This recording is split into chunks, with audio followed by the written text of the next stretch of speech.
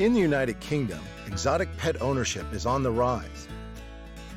However, not all owners possess the knowledge or experience to provide adequate care for these animals.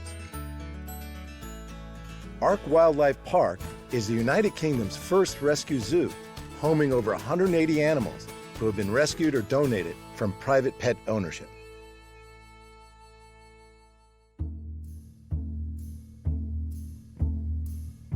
Ark Wildlife Park originally started off life as purely a reptile sanctuary.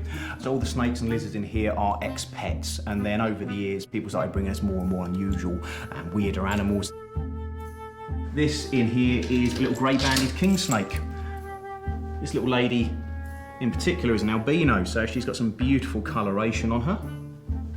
And you can see why these guys are popular as a pet species.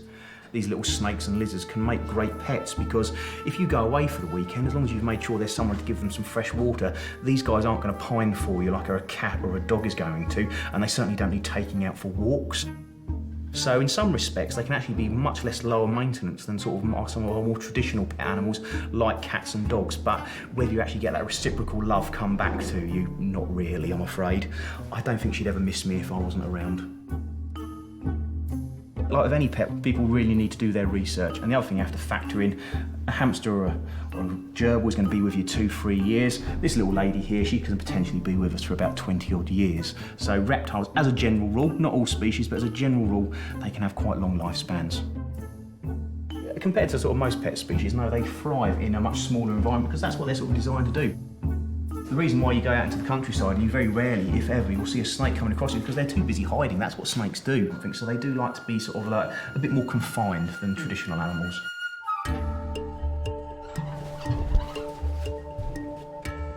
A small crocodilian, the best way to handle them is to grab them firmly right behind the jawline so they can't swing their head back and grab you. Rudolph's reaching the size now where another foot or so I wouldn't be happy handling him, but at this size, one man can easily handle one of these crocodilians if you know what you're doing and you've been trained. Again, this is where it comes to, they don't make good pets. Make a mistake, they can easily take your finger off. Just going to go in behind, grab him by the back of the head, gently ease him out, and then keep your hand locked behind and also support the hind quarters, more for his comfort than anything. Certainly when he starts getting much bigger than this, we wouldn't be actively handling him. Nowhere near fully grown yet, but he's potentially going to max out about 7 or 8 foot long. Like most of the animals here on the park, he's one of our rescues, an ex-pet that was being kept illegally. These guys have got one of the strongest bite forces of any animal in the animal kingdom.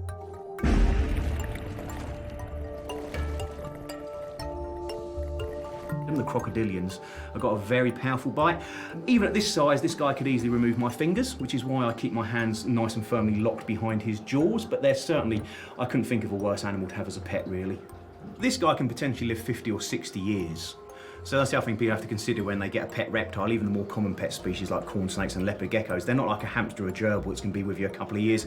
They've got the potential, a lot of these pet reptiles, 30, 40 years easily. But of course you have to factor in, potentially they are dangerous. No, he's never bitten me, but I don't give him the chance to. Crocodilians, you can't trust them. It's not like a dog or a cat. Even though he's quite relaxed and laid back as far as crocodilians go, I'd never trust him. I don't give him that opportunity, so I'd never let him just sit on my lap loose, as it were. It only takes one mistake and you're going to lose a finger, so it's just not worth it. Another animal that shouldn't be confused for a house pet is the lynx. While they may look like a beautiful feline, the lynx is a wild cat and a very skilled predator. This is Echo, and she's our beautiful Eurasian lynx. They cover historically Europe and Asia, used to actually be native here to the UK. And all lynx are characterised by those wonderful little tufts on the tip of the ears and the little short bob tail. And they're the characteristics of the 4 lynx species. She's been with us since she was only a little kit. She's not a rescue, she was brought in as an ambassador animal. We want to start helpfully raising funds for the Iberian lynx breeding project, her close cousin, which is also unfortunately the most endangered wildcat species in the world. I certainly couldn't recommend any wildcat species as being kept as a pet. She certainly has a loyalty to me because she's known me since she was a kit and I can safely come in here with her, but I'm the only one that comes in with her just to be on the safe side. At the end of the day, she's a wild animal. You've got to treat them like that. She's not a domestic cat. Despite the purring and the rolling on her back for belly rubs, it can be very easy to forget that these guys are a wild animal. And she's certainly got the strength, the ability, and the armoury. These guys have got big, long old claws and teeth on them to do some nasty damage to me. If she was a tiger or a lion, I certainly wouldn't be in here with her, no matter what the bond we have.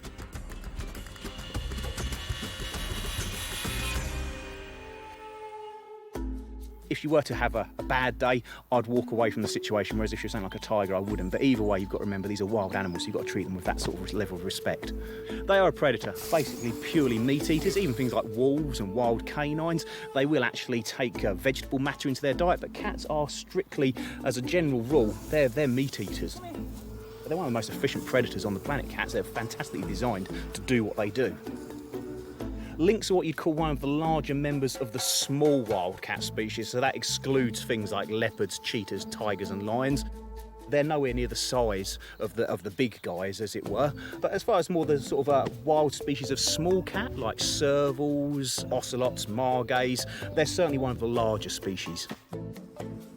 If people really want to look after an animal like this and they're willing to give it a lovely big enclosure and give it the respect and the time it deserves, then by all means do so, but never be fooled into thinking that this is a suitable pet species. For sort of 99.5% of people that consider maybe keeping a wild cat as a pet, they're really not suitable.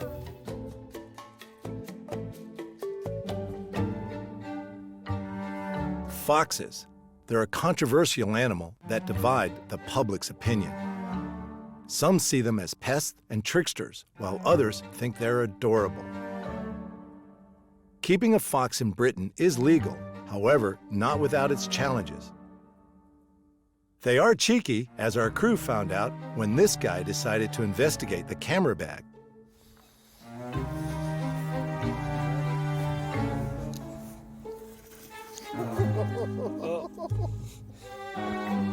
Yeah, anything new in their enclosure has to be investigated.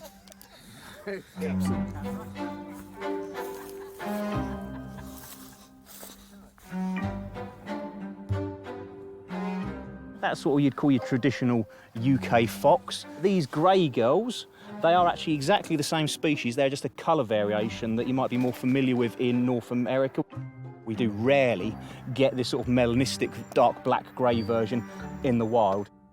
But all three of these guys were born and bred for the UK pet industry. They're incredibly intelligent animals. As you can see, he's enjoying an ear scrunch, much like a dog would. But this again is where people sometimes think that maybe they're a good alternative to a dog, and they really aren't. They haven't had those thousands of years of domestication. They're really not designed to live indoors. We've heard some reports of foxes being kept in people's flats, and again, they really need to be kept outside if you're going to keep a fox in a nice, big, large outdoor enclosure. They could certainly give you a painful nip. They're not going to remove a finger. They're not going to do anything that's going to cause you any permanent damage, but they could certainly give you a nasty nip if you weren't expecting it. Being a zookeeper, this is part of the risk, so we do occasionally, when we have to handle these animals, give them vaccinations. They will give you a nip. It's not a pleasant experience, but I wouldn't class them as a dangerous animal in the same respect as maybe the caiman or the lynx. Not having had that domestication, there's far more chance of getting a nip off a pet fox than there would be a dog.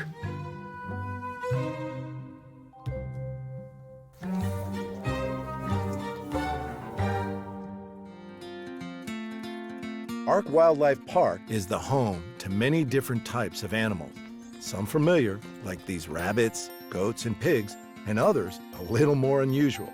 But they all have something in common. They were once pets in a private ownership.